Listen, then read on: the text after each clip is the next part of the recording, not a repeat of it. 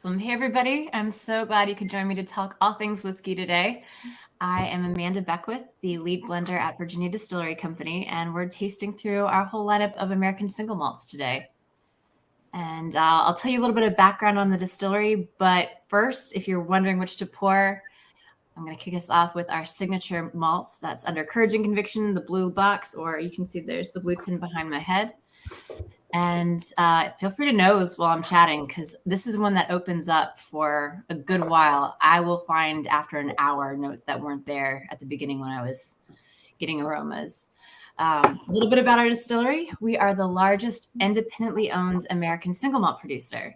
And single malt, single grain, malted barley, but the single actually refers to the fact that it's a single location that the whiskey comes from. So we distill and we age and we bottle all on site in the mountains of Virginia. And we even used to grow some barley on site. Now we don't. We're not farmers. But yeah, our ingredients are really simple. Water, yeast, and barley. That's it. But where we get to really play around are the casks that we age in. And so, by law, bourbon, rye, they have to age in new charred oak. But American single malt is really freed up from that restriction. So roughly half the whiskey aging in our cask houses is in first fill bourbon barrels. About a quarter is in red wine casks that have gone through a special process I'll talk about later. And roughly a quarter are our sherry casks from Spain. So the first whiskey that we're going to taste today is aged in all three types and then blended together. I would love to hear your thoughts on the aroma. And as you taste, ask all the questions. And anything strike you guys at first? Well, the aroma, I'm getting, I don't know if it's because I'm looking at this cider cask, but I'm getting a lot of apple. A lot of that like cider, a lot of like green apple almost. I agree. Nothing stops me from nosing, so I will nose as well. Yes, please. I see the drool. I see. Yeah. The majority of your sense of taste actually comes from smell, so you're not missing out a whole lot. I completely agree with the green apple. Sometimes it's like a green pear note because we don't use so much of the aggressive tannins when we're aging our whiskey. All those notes first start out during our fermentation process. And so you're getting esters that formed back even before distillation. And I love that it's not being masked or covered up. Any other thoughts? I can keep going. Yes, please. I'm smelling like it's just sweet on top of that apple, almost like a cotton candy, something like that. That's what I'm getting, is all this sweetness in the smell. Nice. Yeah, almost like a little cinnamony. Yes. I was going to say there's some kind of spice on the back end of it, but it's in the front, the fruit. It's just like you're expecting it to be light, but it's got a great body to it. And it's just really, you can tell it's structured. It's like, it's not just, hey, here's fruity esters. There's layers to it to uncover and actually see. So that is my goal in a nutshell, layers. Yeah, people ask like what makes a whiskey good. And for me, it is complexity, that you want it to be balanced and strike lots of notes. And so my goal with these first whiskeys that we're tasting is never to have it overpowered or one note dominate. So I get a lot of apricots, heck yes to the apple. And then No, please. Surprisingly, I'm getting a lot of mint today. I didn't get mint. I have my notes here. I didn't get mint last time, but today I'm getting a lot of mint. Nice. Okay. I don't know if we're tasting, but I jumped ahead. Absolutely. I taste the mint right up front. Very similar to a almost a rye. Like a really spicy rye, a real minty rye. Yeah. Like when I look at it, it's interesting that you said cinnamon in the beginning and then you went to mint, because there's definitely that spice, but I think the cinnamon, to your point, once it opens and brews, it's already starting to change a little bit in the glass. And that cinnamon's almost dissipating and almost kind of going by the wayside, where you get that fresh mint up front that kind of integrates. And when whoever said apricot, like that kind of came new to me because I got the apple first, and it's like it continues to develop in the glass, which is really interesting. Nice. One thing that strikes me with this one is there's a butterscotch sweetness, but then it merges into cocoa. and it's a little more of like a drier spice for me that like pecan will come out after a while. That chocolate is something that I'll find even after I've emptied the glass. We call it the fondue vert, the aroma that rises out of an empty glass. And so I'll be sticking my nose in it all the time. I'm like, there's the chocolate, there's the pecan. And that spice for me that you guys mentioned, cinnamon, often with this one, it almost merges into like a ginger where it's not quite as, it gets more woody, I guess. I've never heard that term before. What did you say? The fondue vert? I've never. Yeah. The aroma that rises out of a glass. Just the empty, yep, or the while empty glass. I usually have a collection of empty glasses with little lids on them on my desk. I'll keep smelling. Oh, yeah, I do that with peated whiskey. I just let a residue of it remain in the glass, and then I keep nosing it over sometimes over a few days. Yeah. You know what does that really strong is the amaroot. Yes, that's a delicious one. Yeah, this one's bottled. Actually, all the ones we're tasting today are 92 proof. So if you did want to add a drop or two of water, it will bring out more vanillins and a little bit more of the cocoa too. That's just something that I like to be able to play with. I like having a little more structure and shoulders with the alcohol to carry the aromas, but it does really well proof down a bit more too. I'm gonna grab a water. Yeah. What kind of sherry casks or sherry is in the casks? Yes. So I do primary maturation instead of finishing. And we use Oloroso and PX, which a lot of people use, but we also use a lot of Fino. So it's almost an even split between Fino, Olo, and Pedro Jimenez. And then occasionally I will work in a little bit of Spanish oak barrels that held both Oloroso and PX. Awesome. And luckily, all of those were on actual Soleras for most of them over a century. So we were really lucky to get our hands on those. And a little bit of that brings in some really, really rich notes that I'm really curious to see your thoughts when we get to the sherry cask single malt. It's not common to hear about people using Fino. So what do you think that brings to the table out of curiosity? Yes. So when I was getting started, we had these 3 mentors come over from Scotland to stay in Virginia for a time and just kind of coach us and give us their expertise. And one of them was Dr. Jim Swan. And he was the one who connected me or us with these different bodegas to work with to source our casks. And he said, I recommend you do the Olo and PX route, but get a big handful of other sherry cask types to experiment with because Virginia has such a humid subtropical climate. And I'd never thought about that before, but he kept saying it's a 4-season subtropical climate. And that really resonated after a while. I understood what he meant. And so these barrels, at first, the Fino were just real late bloomers. I was getting this nice golden raisin tropical honeyed note, and it was very vague. And at about 4 or 5 years in, I started to get this honey nut Cheerio note that I just fell in love with. And I think, it was kind of what was said a minute ago, like the layers of complexity. Having the Fino brings this bright tropical note to play where the Oloroso is more candied and oxidized and hazelnutty. And there's almost like a little bit of funk sometimes. And then the PX is decadent and sweet. So I like having a lot of ingredients to play with, and that really helps. Any other questions about our signature malt or thoughts about it? How much char do you put in the barrels on these? So the barrels that come from Kentucky that held bourbon first have a level 4 alligator char. And then all the other casks are merely toasted, except for our cuvee casks, which I will tell you right now, I've experimented with everything from a level 0 char, which is a really heavy toast. Mm-hmm. There's no actual fire on the staves, to a level 2. So it's almost an even split between heavy toast, level 1 and level 2 char for those. And that's really unusual.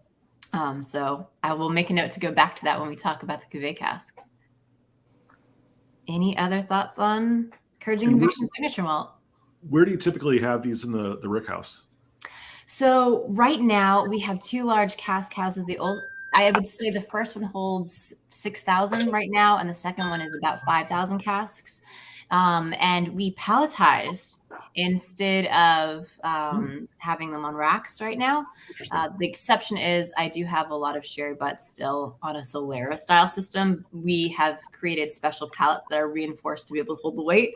And so we're transitioning to palletizing even the sherry. And that means we don't move our barrels around. Where they are in the cask house is where they're going to be until they're done maturing. But it means that we can use a forklift to bring down the barrel so I can drill in, get samples, see how things are looking, and then put them right back if I need to, get the really high up ones. And so for right now, there are mostly first fill bourbon barrels aging our single malt in the front half of the cask houses. And then on the back left, you get our sherry butts all the way through the back. And then on the right side in the back, for about a quarter of the cask house, are red wine casks. So very separated out, which is helpful for me.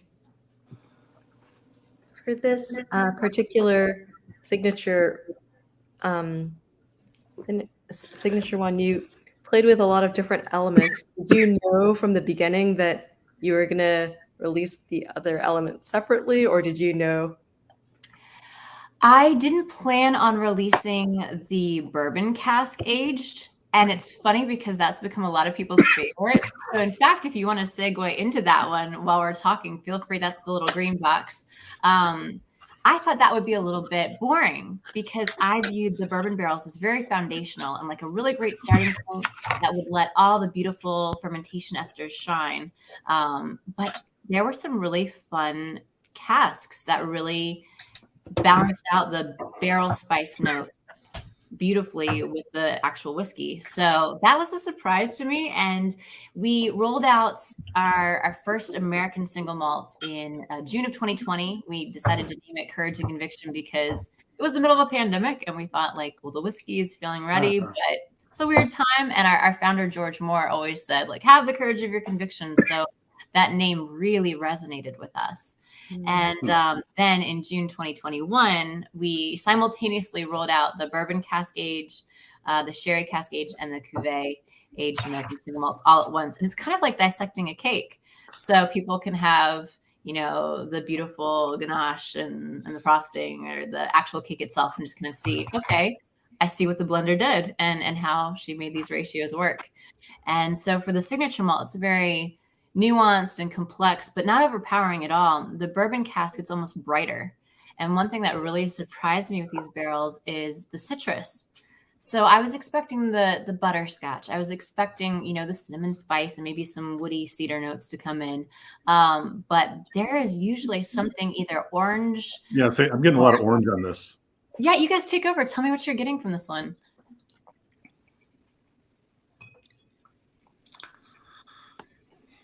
Yeah, very powerful citrus on the front. I love that arc of brightness. I think there's a lot more ginger for me. I agree. I was also almost going to say like there's some vanillins after you get the citrus, almost like a whimsical kind of like funkiness kind of going on. Yep. Oh, what are you guys nosing? Bourbon? Yes, bourbon. The bourbon aged single malt. Yeah, Amanda, I always wanted to ask you, do you have a proprietary yeast or you use We use two different strains of yeast. One is the workhorse to do the job of converting all the sugar starches over to alcohol. And the other one we use just because we love the esters it develops. So, I mean, I think it was Grant who said like green apple. Yeah. Yeah. That really, when I'm walking through our fermentation tanks and breathing in, I get banana nut bread at one point. I'm getting apple and pear skins before. I'm getting a lot of honey today. Yes. Honeysuckle on this one for sure. Some of the sherry butts, I feel like that brings out a more rich like honeycomb note, but this is more floral for me. Yeah, this is more like, I don't know. This is something really wild honey. I mean, it's not the store. It's not a store honey. It's. Oh man, this is. I'm drooling, literally. It's one of those that I do like to pair with food. And I said this, I think, last time when we were talking about the cider cask finish, but I've also paired this with baked brie with like honey drizzled on top. So it works. You know, the first one that we tasted, the nose, it had the apricot and that butterscotch thing that we were talking about. It didn't really taste how I had expected it to. I got that barrel spice and that vanilla and that cinnamon that folks had mentioned. And then later on, they kind of mingled together a little bit, but it was complex and interesting, and I enjoyed that. This one with the bourbon cask, I feel like it tastes exactly how you expect it to. Like the nose leads you right into the palate, and they're kind of the same thing. And it's not a bad thing. It's just not quite as interesting to me as the first one. Yes. I think that answers Aaron's question about like, had I planned to do that? Because I think I was afraid it would be too straightforward.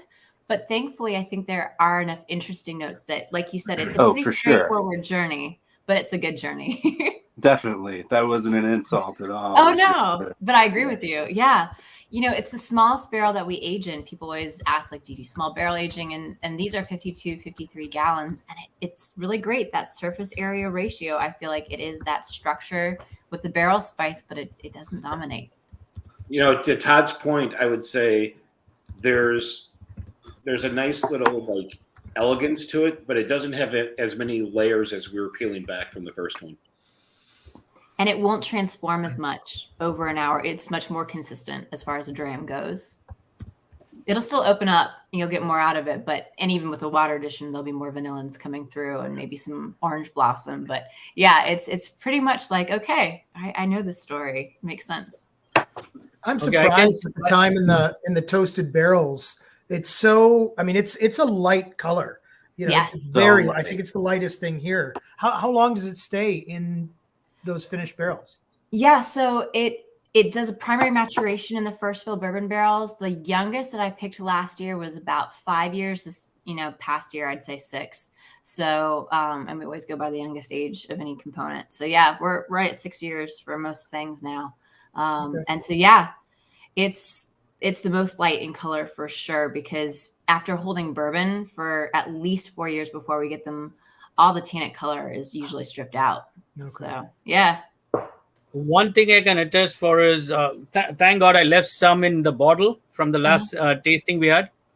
This transforms after a month. I'm nosing it after. Oh yeah, the last we did was a month ago, right? Yes. Yeah. Yeah, and all of them have half fill level, and believe me, it's completely. I'm checking my notes, and I feel like I'm nosing two different whiskeys. The more oxygen that you give it, it will just soften and open up more for sure. I feel like when you open up a bottle for the first time, that whiskey is just often very tight. Yeah, I totally agree. And I've always argued that, of course, there are a few experts in the group who think otherwise. But for example, most peated whiskeys from Port Charlotte, I have had 2. My bottle, neck pour has been horrible. And then few weeks down, I'm suddenly giving it 90s. Yeah. I have done that before too. I've definitely learned, like, don't just write it off immediately. Yeah, it's fascinating.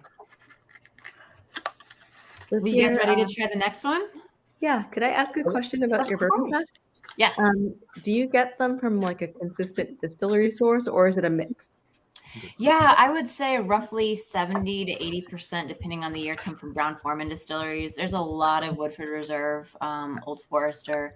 About a year ago, I started bringing in some Willett, and yeah, like there's always a couple of fun experimentals that I'll see, but I do love the consistency, and it's, not even that different though between the Willett and the Woodford. They're remarkably similar. The nice thing is, we're one state over from Kentucky, so it's great because they'll just let us know a couple days in advance that they're going to be dumping casks, and so we get them very fresh. It's just a quick drive for them.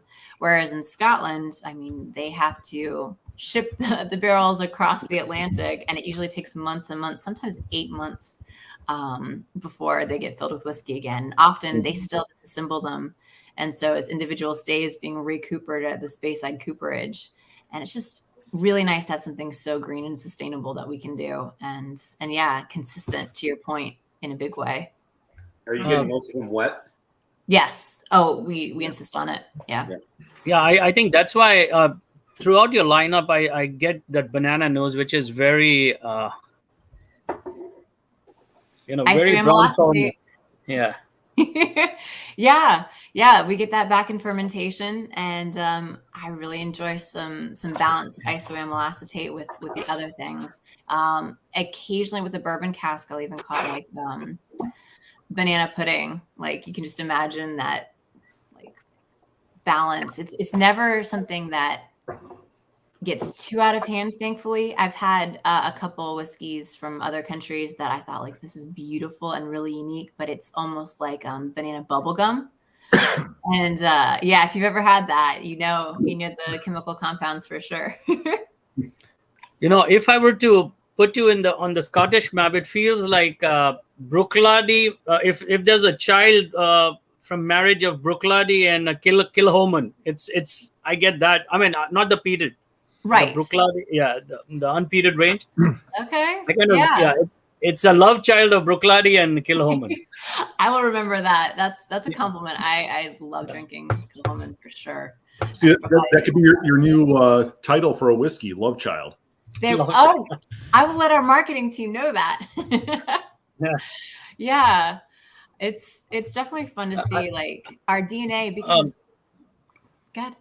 Yeah, no, so from my experience, I think we should all drink it to have. I mean, leave half bottle empty and try it in a week, and let me know if you guys feel the same way. Love that. Or is it my drugs that are playing tricks on me? I don't know. No, I completely agree. Yeah. Gajanan, what do you have to say? Gajanan is, he's basically a Scotch drinker. So I'm trying to introduce him to bourbon and single malt Scotch. So I want to hear what he has to say. Yeah. Oh, you're muted, sir. Alan. Gajanan, you're muted. Hey, thanks for inviting me to this session. So I'm learning a lot from you guys. This is my first session, so I'll learn. Awesome. Yeah, we love being able to bridge the gap between Scotch drinkers and bourbon drinkers. I always feel like bourbon is this, well, I think I said it last time, it's the big American comfort blanket. And being able to say, not all single malt is peated is huge. I think that that's a big misconception a lot of American whiskey drinkers have. And I just fell in love with single malt because it gives you a sense of place and the ability to really play with the barrels and create different flavor profiles. So I do really love a lot of Scotches, peated or unpeated. I think they tell a beautiful story. And so it's fun to be able to take some of those flavors and put an American twist on them. You guys ready for the next whiskey? Fabulous. All right. So this is going to answer some questions asked earlier. The Cuvée cask is really, again, a gift from our mentor, Jim Swan. He was working with the Mavens Distillery in Taiwan, helping them get started, and had put in a big order for a bunch of used bourbon barrels to come over. And they were told, sorry, but Scotland has beat you to it with all these orders, and it's going to be almost a year before we have enough for you. And he didn't want to wait. And so he reached out to some of his friends in Portugal and later Spain, and they decided to create a new cask type. So they began working with some really premium red wine casks.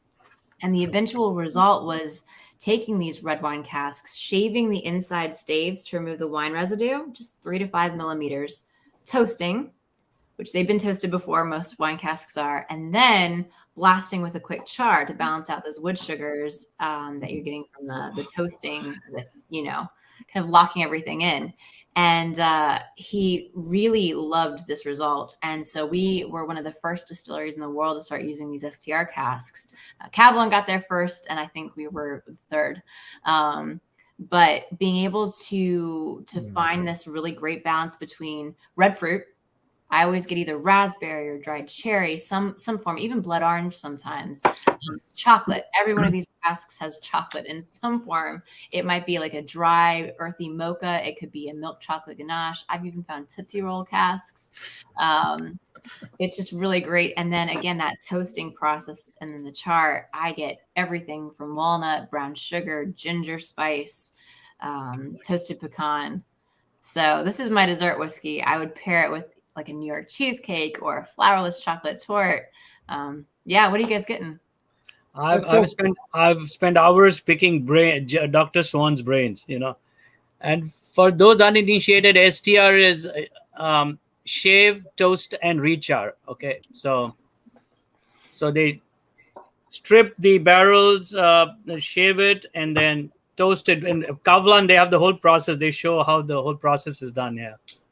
Yeah, we had a bunch of drama over the name because STR, Shave Toast Rechar, was the first rollout. But then everybody was like, wait, these barrels weren't charred earlier. They were toasted. So it's not technically a rechar. So then a couple guys were like, well, it's recooper, because they used to actually break the barrel staves apart and individually shave each stave. And some places still do that. We now have a scraper, so it can go in and you don't have to disassemble the cask, which holds a little bit more of the integrity of it, in our opinion. And that's what Kavlan started to do as well. So we went with Cuvée because it's that first run of a premium red wine in Spain. And a lot of these barrels still come from Spain. But yeah, it's quite a story. So if you see STR, same thing. How I wish I'd pushed this tasting by a week or so. Oh. This one's lovely. I feel like I'm getting a lot of poached pear, and I feel like I'm getting cigar, leather and cigar. I think these meds are playing wonders on my nose. Interesting. Yeah, I was good on the smell. Like all I'm getting, you mentioned the banana pudding before. That's all I'm getting here. I can't get past it. It's like that's all the smell to me. Is just been like. But it's all there. The little vanilla wafers, the banana, even like a cream type of the smell is there. Yeah.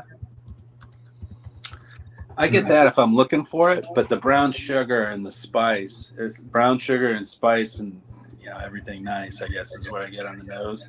When I look for that banana pudding thing, I find it. This is lovely, though. This is delicious. You're right with the flavor. It's complex. Kind of back to the story of that first bottle that we tasted. It's got a lot going on to it, and it's really tasty. Yeah, I get a cool, like almost like a Parfait Amour, like like toasty pear going on with just. Out of everything that we've had so far, I agree. Again, Todd, I'm going to agree with you again. This is just like the ×2 of the first whiskey, and it just pulls me in more and more and more. Like this is a whiskey where it's like you want to sit down and kind of enjoy an evening. Whether like I don't smoke cigars, but if you had a cigar person there, you could do that. You could enjoy it, maybe with a cube. But I just think neat sitting on this. I mean, like this is a storytelling whiskey, where you can actually really get into it. So. You said all my favorite words. Sitting in front of a fireplace after dinner, enjoying this with a few guests. Yeah, it's phenomenal. Oh, yeah, really good.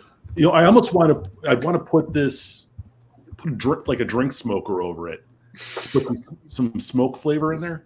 Yeah.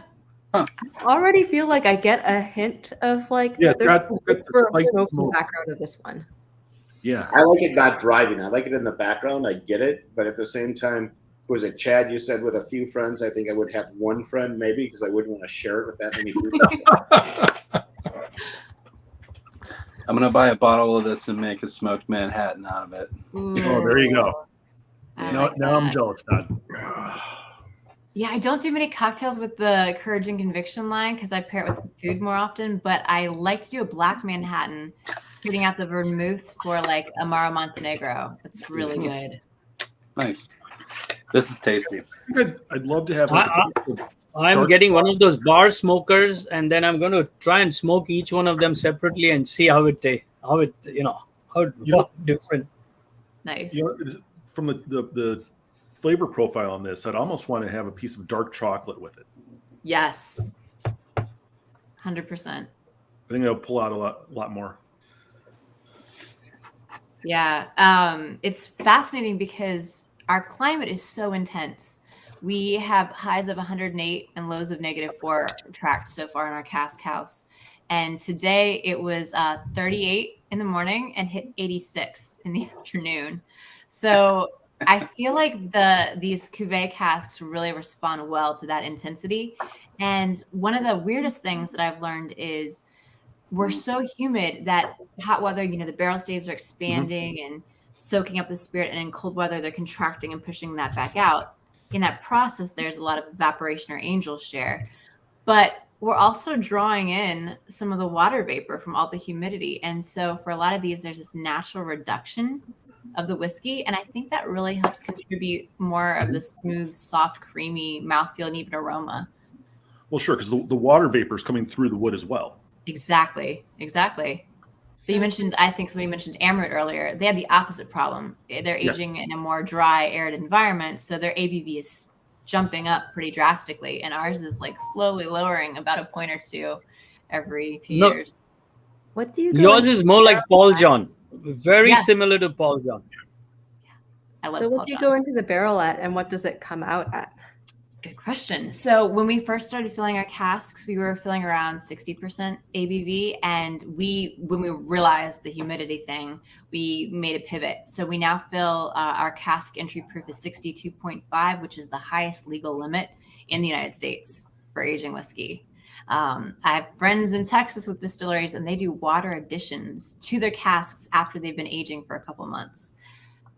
Totally different for us. And right now, I'm seeing an average after 6 years of aging, we're hovering around the 60% ABV again. I've found as low as 58.1 after about 6.5 years of aging. Okay. Yeah. Have you ever thought about taking it longer and like doing a cask strength or anything like that? Yes. I have started to pick honey casks that I think are just really great at cask strength. So rolled out a handful of the cuvee last year and a few PX sherries. And this year I'm doing a couple Fino and Olos as well. Nice.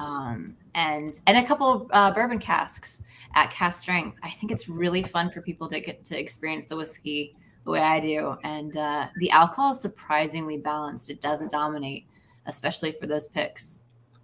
When you release those, are they distillery only, or do they land with ABC, or what happens?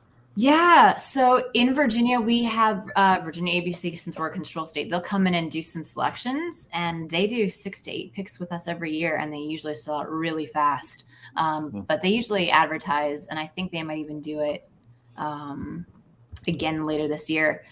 It's something that we could probably promote on our website, and I don't know that we do, but we do visitor center exclusives of some single casks. And then, they're in other states too. If you go to our website, vadistillery.com, there's a whiskey finder, so you can plug in your zip code and find places around you that have our whiskey. And depending on where you are, you might be able to find us. And in fact, for Aaron in Chicago, I think we're even doing a special exclusive Spanish oak release at Benny's in October. Okay. That's disheartening. I'm actually in Virginia, and I have to listen to these people talk about all the great whiskey they get in Chicago. And I have the Virginia distillers telling me that they're sending all the best. Well, come visit. We've got Chicago is the best city in the world.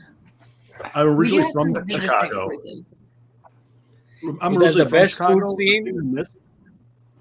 Oh, sorry. Oof. I get envious of people in other states that have all the options, because Todd knows Virginia ABC is Virginia's rough. It's rough. A little heartbreaking at times.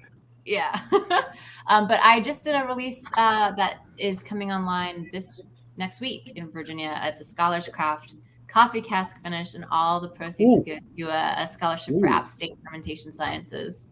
Amanda, please set aside a couple for me. I'll be visiting distillery sometimes later this summer. Fabulous. Let me know when. I'd love to set you up on I want to hear more about this. Yeah, sure. Finish. Yeah. So every year I pick a barrel, and all the proceeds go to a charity near and dear to our hearts. So I've done the local SPCA. I've done first responders, food bank, you name it. Like, it's really fun for me. And this year the team voted and they went with creating a scholarship. So we wanted to do it even bigger. So I did a blend of whiskey aged in our first fill bourbon casks, and then just over 5 months finishing in local coffee casks from, I gave my used barrels to a local coffee roastery, and they did a few cold brews, an Ethiopian, an Ecuadorian, I'm forgetting the other. So yeah, I got to play around and then blend it all together and released a very small amounts in North Carolina because App State, and all the rest is visitor center. Just in case it helps, I'm a coffee farmer. I'm in traditional, about 200 years of my family history farming coffee. Oh, I love that. Well, the aroma of the coffee with the whiskey is exquisite. I will definitely make sure that you get a bottle. I roast my own every morning. Yeah. That's awesome. Yeah, it's fun to be playful and find local flavors that really work. Yeah, I had a question. I forgot it. What kind of flooring do you have in your barrel house? So we used to have a Dunnage style cask house, and it was earth floor. We had gravel up front, and that was it. And then in 2020, we converted it over to be our bottling house. And so we paved it in, and it's cement. And for our 2 large cask houses up on the hill, it's cement now. So it keeps things a little bit cooler, which is nice in the hot summer. Other than that, we don't climate control. So what was the original choice? Decision for the Dunnage style? And yeah, well, the Dunnage style is what, I mean, we were super traditional at first. We still kind of are. You've got to come visit, all of you. We're very hands-on. Everything that you see from our mash tun, our washbacks for fermentation tanks, our copper pot stills, it's like you would see if you were at a distillery in Scotland. And so with the Dunnage style, we built into the earth. We thought it was going to be really cool to let the climate play off everything really well. And it was great, but at capacity, it could only hold 600 casks. So we grew out of it very, very quickly. And it's just such a cool space. So we thought, well, we were bottling underneath the distillery, and it was not a very pretty, fun environment for our team. And so we had a lot of fun doing a whole conversion over. And our bottling crew is amazing. They're like my favorite people to hang out with, and they have like music parties and games going on, and they're really passionate. And yeah, so we want them to be happy. Awesome. Yeah. Actually, this is really geeky. I finally got a vatting house. I had this dream of being able to have big tanks to make all my different products. And in the past, I would take over one of our washbacks, our fermentation tanks, because they're big stainless steel. They hold 10,000 liters or 2,600 gallons of whiskey. And so our poor distillers were always like, yes, Amanda, you can have one. And then I'd be like, can I have 2? And so we built this massive vatting house, and it currently has 9 big tanks, and I've got 3 more coming. And so we put a line in, so I can just turn a couple valves, and the line goes directly from a tank to outside into a tank that's a holding tank on the bottling line. So I can be in my little vatting world, and the bottling team can message me like, we're ready for more whiskey, and I can just do it all right there. And they do a final ABV check on there and make sure everything's good, and they bottle. So it's like Willy Wonka in the whiskey factory. What's the scale of your vats that you use then? Yes. Most of them are in the, well, so we have 2 different sizes. The smaller ones hold 5,000 liters, and they have graduated bases. So those are for the smaller one-offs, and that's nice. The larger ones are 30,000 liters. Yeah, they're big. I look really, really tiny compared to them, and people are like, how do you do anything? But we have such a great system where I can just turn enough valves, and then when it comes to vatting, like we'll bring the barrels down from the cask house, and we use hoses to actually pump the whiskey out directly from the barrel into the vats. Awesome. Yeah, you guys have to come see. We don't take people on tours for that part, but I would take exception for you guys. Nice. Are we ready to taste the sherry? Oh, you mean nose the sherry? Yes. Nose the sherry. My bad. So the sherry cask, we've kind of talked about it a bit, and the unique thing being that we use Fino, Oloroso, and PX sherries, and also that it's all primary maturation instead of just finishing for a few months or a year. These are the largest barrels we age in. They weigh, I mean, they're 500 liters each. They weigh, when they're filled, about 2,000 pounds. And so, hadn't we ever seen sherry butts on soleras in Spain? So we got our whiskey aging in them and we stored them on the soleras. And we have a phenomenal guy. His name is Brian Hersey. He's our cellar and warehouse manager. And you can imagine how he felt when I kept saying, I think these are the barrels I want. And they'd be at the very base of the solera. Because the idea is, in Spain, sherry is a fortified wine, and they never empty the casks. They'll take out what they need and then top off again. And so it makes sense that you have them on this beautiful system of casks. It's like a pyramid, practically. Not so much for us. And so thus we had to have custom-made pallets that are double reinforced to hold the weight of 2 sherry butts to then palletize them 3 to 4 high. And yeah, that was our big transition a few years ago. The cool thing is, Fino Palomino, it's the #1 grape used in sherry production. So that's the light, bright tropical. Oloroso, when they're aging Oloroso in, or actually any sherry, when you're aging it on a solera, there's usually this veil or blanket of yeast that forms called flor, F-L-O-R, but Oloroso doesn't have that. And so thus there's more oxygen, becomes more oxidized and nutty, and has a little bit of that umami character. So if you're nosing this whiskey and you're starting to find something that's a little more complex and nutty, I like to credit for that the Olorosos. And then Pedro Jimenez, named after the Pedro Jimenez grape, or PX. It's typically made by taking the grapes and drying them out in the sun, which concentrates all the sugars. And there's typically 20 times more sugar in an ounce of PX sherry than in Coca-Cola. So if you're getting really rich, deep plum, fig, leather, chocolate notes, I like to credit the PX sherry for that. And definitely leather. Yeah. Have you ever thought about port barrels? We have port barrels, yes. I have a different line called VHW right now, and we're going to transition to calling it VDC next year. And it's all about cask finishing. Yeah. So we age in first fill bourbon and then finish in different types. And port was the very first product I ever released. See, I'll have to talk more about that in a minute. So different from last time is this time I get a lot of mandarin orange, and I'm getting beeswax this time. Ooh. Last time I didn't get beeswax. Yeah, I get honeycomb a lot. Beeswax. Honeycomb. Yeah. Any other notes? Definitely nutty citrus. It's got a lot of layers to it. Yeah. It's like you back into this, like, it almost draws you in because it's so sweet, but then the whiskey kind of comes in on the back end, and it actually, like, the sweetness kind of dissipates, and you know you're going to get into something with a lot of different layers going on to it. It just almost wants to pull you in, but then it's like you start getting it in your mouth and start tasting it, and it's like there's just a lot of goodness going on here. I mean, it's okay. From where Gajanan is in India, they grow some of the finest golden raisins. And I feel like I've buried my whole, head in a sack full of raisin. It smells like that. It's all raisin, golden raisin. It's beautiful. I credit the Fino with that. Yeah. Yeah. But the plum is still there in the palate, like mid palate. That plum lives there as you start the next round, kind of going down towards the back. Yes. I mean, the plum is pairs so well with charcuterie, smoked meats, cheeses. But then if you wanted to go the chocolate route, it makes so much sense there. And cigars too. For me, there's a big dissonance between the smell and the taste. And the smell for me is a lot more of like, it's actually close to a Scotch, almost something peated. I don't know maybe it's that nuttiness that you were talking about. Yeah. Maybe that's what it is.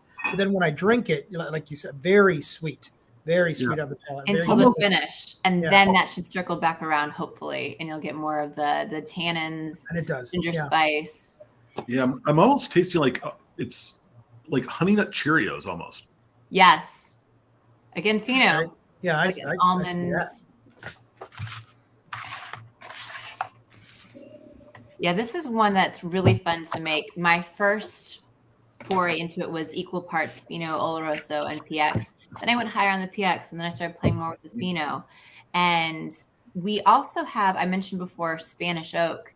And these are really rare. They're all the whiskey aging in our warehouses are in white oak, American white oak, Quercus alba. Even what's coming from France or Spain or Portugal. Not this. These Spanish oak casks, Quercus robur, are really rare, and it's because they're super hard to take these trees and I mean, just you have to be a skilled cooper to work with them. They grow gnarled from the roots all the way up the trunk, and they're often very aggressive and tannic at first. So playing the long game, I didn't touch them for 6 years. And then it was like, okay, the coffee chocolate note is really gorgeous. So working a little tiny bit of that and has been like a secret sauce to play with. I'd also say out of all the whiskeys we've tried so far, this one is the most viscous, kind of like just chewy, kind of like in a good, like saturating way that just kind of just wants to stay in your mouth. You want to move it around, but it's like coating, Yes. Yeah, if we were to start with this one and then say do the bourbon cask, it would almost blow out your palate just because of the depth of intensity. So you could make your own blends because that first whiskey we did that was the signature malt. It's roughly 50% first fill bourbon, 25% sherries, and 25% cuvee. It's not exact, but if you wanted to, or if you wanted to tweak things around a little bit, you could play blender. And yeah, you've now gone through our main Courage and Conviction line. Feel free to take some water, reset your palate because we were talking cask finishing and port. So the last two whiskeys, I would recommend, again, going lighter and then do more robust and rich, doing the cider cask finish first. It's really been fun to find all these really cool cideries around us. And so we give our used whiskey barrels to local wineries, breweries, and cideries. And after a while, we thought, well, let's take some of them back when they're done doing whatever they're doing. So we have Potter's Cider in Charlottesville and Buskey Cider in Richmond. And have any of you had Laird's Applejack or Apple Brandy? Very well. Awesome. Yep. They're historically really cool because they're distillery license #1 and they're based in New Jersey. That's where their bottling facility is and their headquarters and their visitor center. But their distillery is 20 minutes from our distillery. They're in North Garden, Virginia, and I drive past them every day on my way to work. So we get a lot of barrels from them. And it's been really cool because on the nose, this whiskey is like green apple, green pear, honeysuckle, very delicate. And then on the palate, there's that transition, baked apple, cinnamon spice on the finish. And in fact, we have traded barrels back and forth now as many as 7 times between us and the cideries. And I just love how sustainable that is. Well, that is super cool. Amanda, I have suggestions for you. Oh, sorry. Yes. I'm looking forward to a Calvados finish and Armagnac finish. I will tell you secrets. So right now our story with the Virginia Highland whiskey or VHW is it's the first thing we released. We brought over whiskey distilled and aged in Scotland that had aged at least 6 years, but most of it was 12 and 18-year-old. And we added our own younger whiskey to it and then moved them into the casks for finishing. So they aged in first fill bourbon either in Scotland or here in Virginia, and then spent about a year in the cider or port casks. And that was really cool because we were so new. We wanted to wait until we had enough aged whiskey before rolling out Courage and Conviction. And this one came out and Whiskey Advocate ranked it in their top 20 whiskeys in 2018. And we were like, oh, well, this is fun. And then the port cask, it won World Whiskey Awards Best in Category every year for 6 years in a row. No, 7 years in a row, but they accidentally called it a single malt the first year. And so they're technically, at this point, American blended malts. But I've been going more and more to our own whiskey until there's just a tiny little bit of the Scottish malt in there. And we are next year officially 100% American single malt. But if you look on the logo, there's a split V. Our theme has always been Old World and New World whiskey distilled and aged in the Old World, our whiskey distilled and aged here. There are 10 little spikelets on the barley. Virginia's the 10th state. We finished for at least 10 months. But My new theme, still Old World versus New World. I'm going to be using Calvados casks from France for my Old World and local Virginia brandy or cider casks for the New World. So you beat me to it. Another thing I'm looking for to any American single malt makers, mix the two, 6-row and 2-row barley and distill it separately and then blend it. Interesting. I've only ever used 2-row spring barley. I've worked with other distilleries that have used 6-row, but at the Virginia Distillery Company, we've only done 2. Interesting thoughts. I think I'd like to try this in like a dry Manhattan with like some Carpino, like Bianco or something. Okay. Like, yeah. Yeah. Something just kind of funky, kind of like play with that whole just that apple spice note, but it's like delicate. It's like you could actually put some flavors out. I did a cocktail with it and Nocino, walnut liqueur made in DC actually, and I called it the Nutty Apple, and that was really fun. But I didn't think about the dry Manhattan route. That's cool. Nocino would be fun as a modifier, almost in that maybe. Yeah. I don't know. I mean, maybe some citrus bitters or something. I don't know. Something to kind of. I don't know. You could pull some. I dig it. Yeah, I've paired it a lot with cheeses. I always like to do baked brie and puff pastry, candied pecans on the side, Granny Smith apples, that honey drizzle, or you just go like the apple pie and cheddar cheese route. I would even say a camembert or something like that. Oh, I love camembert. Yeah, yes. Cheese of all time. I just ate dinner and you're making me hungry again. I haven't eaten dinner. Now I'm thinking, God, do I need to go get a wheel of camembert? A bottle of whiskey. Right?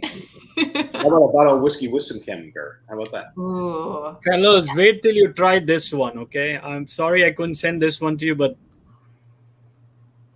yeah, we were talking about single barrel. It's so good. It's so good. Oh, I'm glad you like it. Yeah. I know where you live. Nice. I don't think it's really cooking. Go ahead. All right. I was surprised that the ABV was the same on all of these. I know you mentioned that they were all the same, but I felt like this one, or whatever you want to say, it stung me a little bit more. Yes. I actually looked. I thought maybe that this was going to be a higher proof. Maybe you were only talking about the initial line, but it's not. It's the same. I'm not sure where that's coming from. Yeah, I find that, well, this is going to be really interesting. I'm going to tell you guys secrets. I am planning to slightly increase the ABV, just a tiny little bit on our courage and conviction line. Very tiny little bit. I like the kick. I like the intensity in the shoulders, and I do enjoy adding water, of course. Yep. For this one, I feel like that 46% is really interesting because it drives that long cinnamon finish in really well. And I don't know if anybody's got a little tiny whiff of smoke from this one, but if you want to jump to the port cask finish, I'm really curious if anybody picks up a little bit more smokiness, perhaps. This or when I was take a smoking kit with some shavings out of a barrel that you aged in and amplify it, okay. Smoke.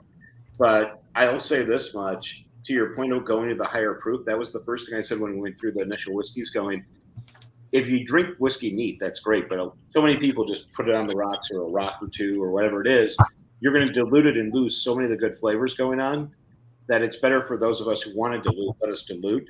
Yeah. And then those people are wrong.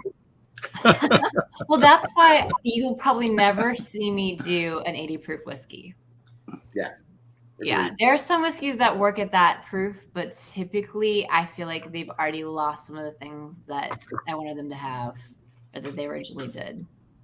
So 46 is a really good number for a lot of reasons, and it does bring out more of certain esters, but it's always a trade-off, to your point. I'm really surprised on this port cask. I mean, you mentioned the smoke, but yeah, it's all there. Anything that's port cask finish, I expect it to be just sweet and grapey and raisiny, and that's it. And this is very smoky. I mean, I want to sit and have a cigar and in a big leather chair by the fire with this. I mean, it really is. Yeah, I wanted to create a contrast between the sweet, and so I have found a couple ways to drive up that peat smoke. Usually through the casks.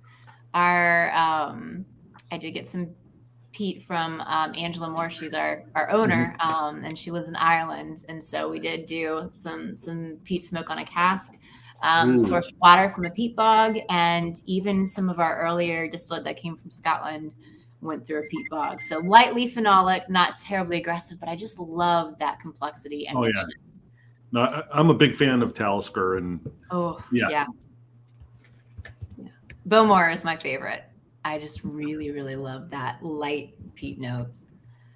This one reminds me of this bacon chocolate bar I have. Yes. Oh yeah, I was about to say that. Yeah, there's definitely bacon on the front end.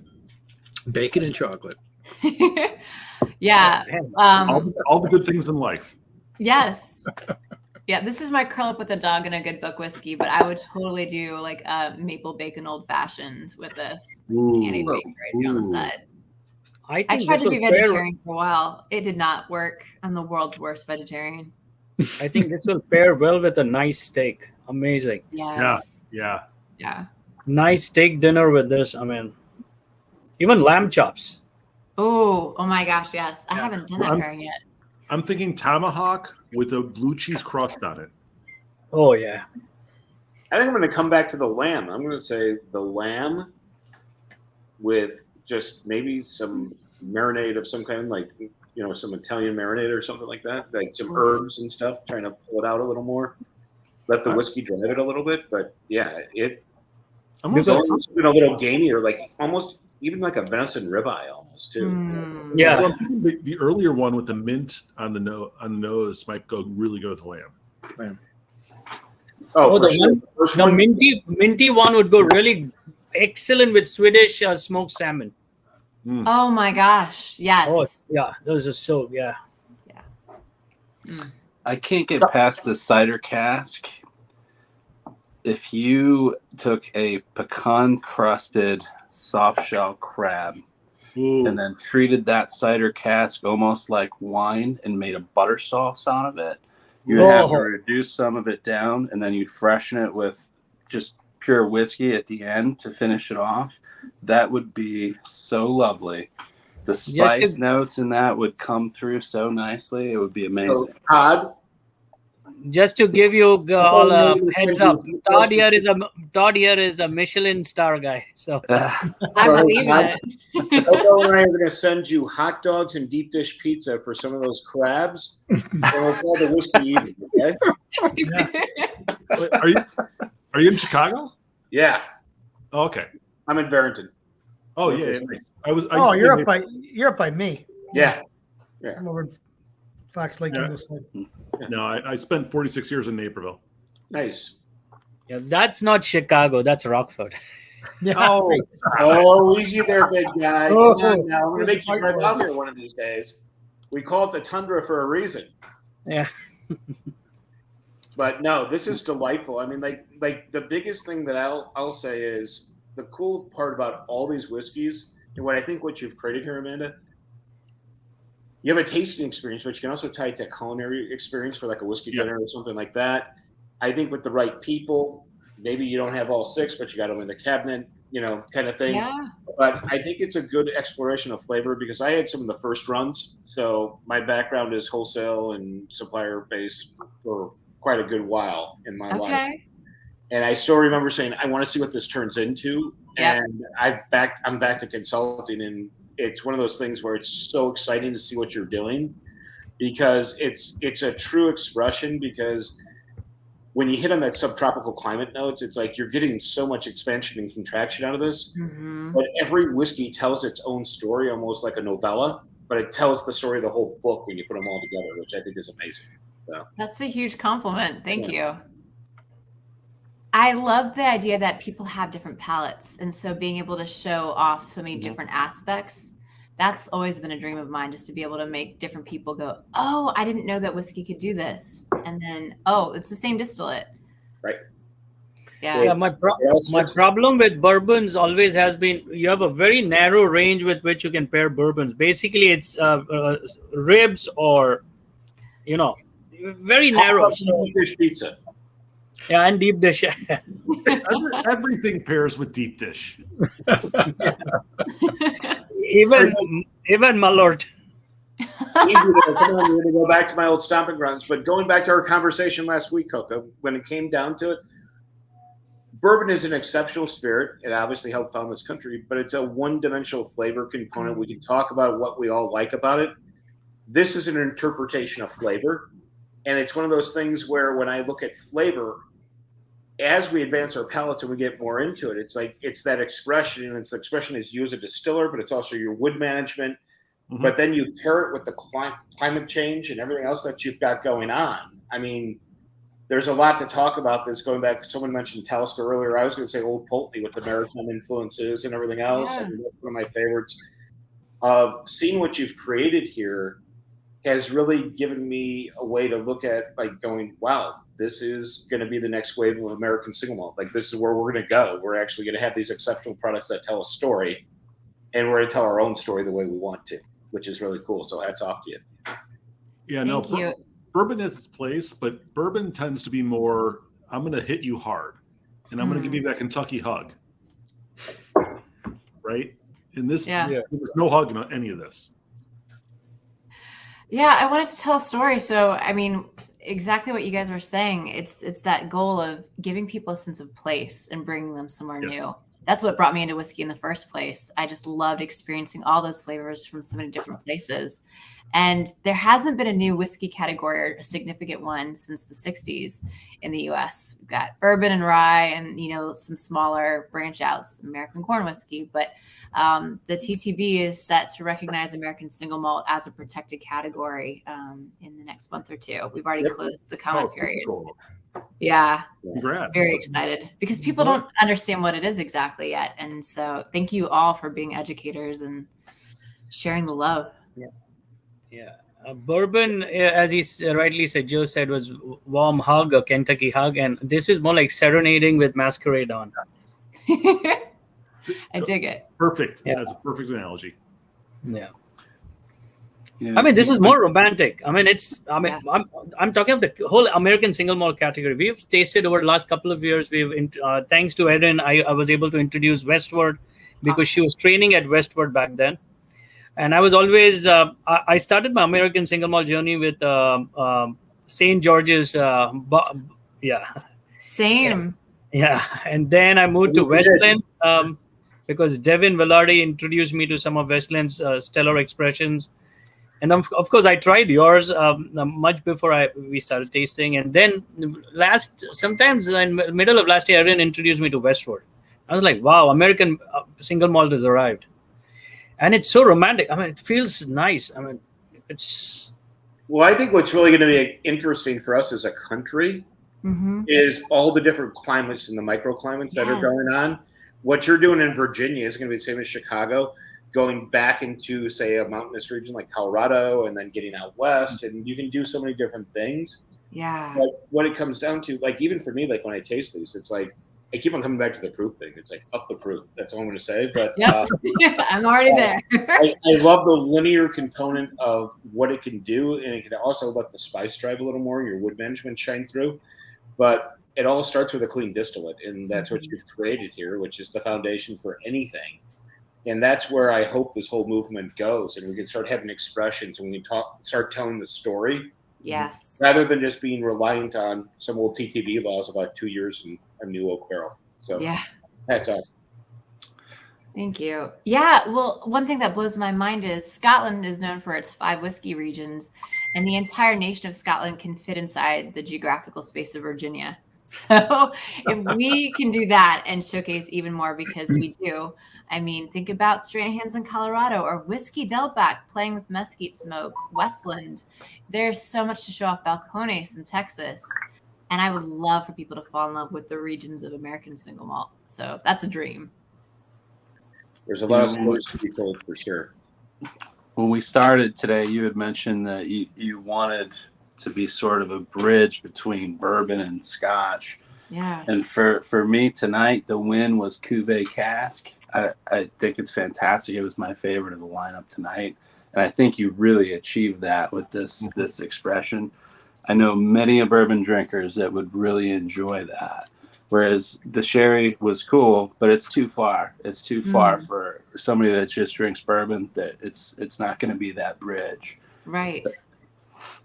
Well, you got to understand it, and I kind of arranged them by caps, right? So I had my number 1 cap, my only cap on Cuvée, and then I put the sherry at 2 for myself. But to your point, as a broad expression, I mean, the bourbon cask is going to draw people in. But I look at everything else that's going on. I mean, like the cider cask tells a story. I mean, I think there's some really cool stuff that we got.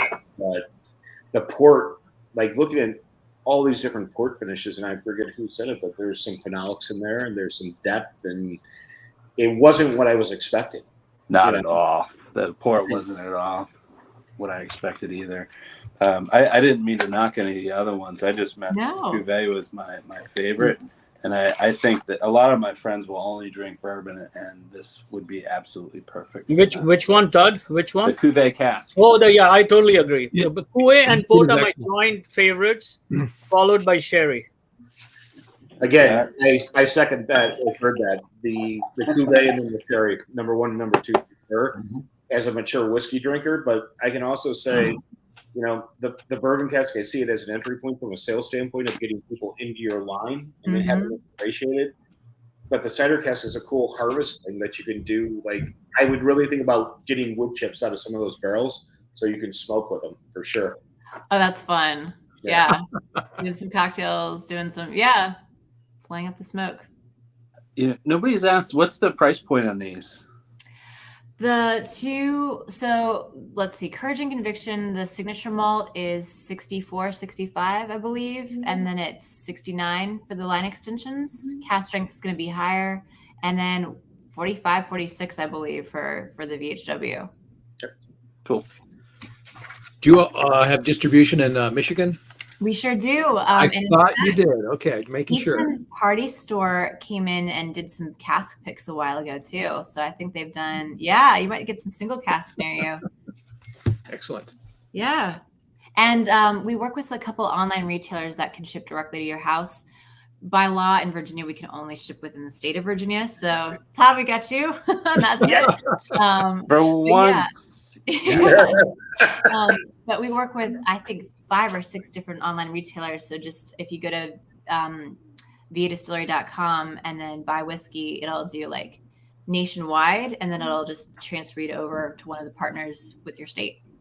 Well, excellent. I'm looking forward to placing an order. Thanks for sharing the American single malt love. I really appreciate all of you. Yeah. Well, in the past year or so, almost 20% of my bar is now American single malt. Oh my gosh, that is phenomenal. I've been a big, if you follow, oh, you're not in the group, right? Amanda, I was trying to look out, I'll reach out to you and you can join the group. And yeah, I think my colleague Sam Bolt is, because he's the one. Sam is, yeah. No, that makes my heart so happy. And I've learned a lot from Todd and Aaron and Wes Grant. I mean, I've learned a lot from these guys here, so it's very interesting. Yeah, we've learned. Good group. Yeah, it's been fun. Yeah. And me and Jason, we meet and we discuss whiskey for hours, basically. Yeah, we get lost. A week ago, we discussed whiskey for an hour at a parking lot, Benny's parking lot. But that was after going in the store for 45 minutes and like throwing stuff at each other. You know? Yeah, I love it. That's amazing. Yeah. So now I have to go get a wheel of camembert, meet Coco in a parking lot, and a bottle of whiskey. Interesting. That's amazing.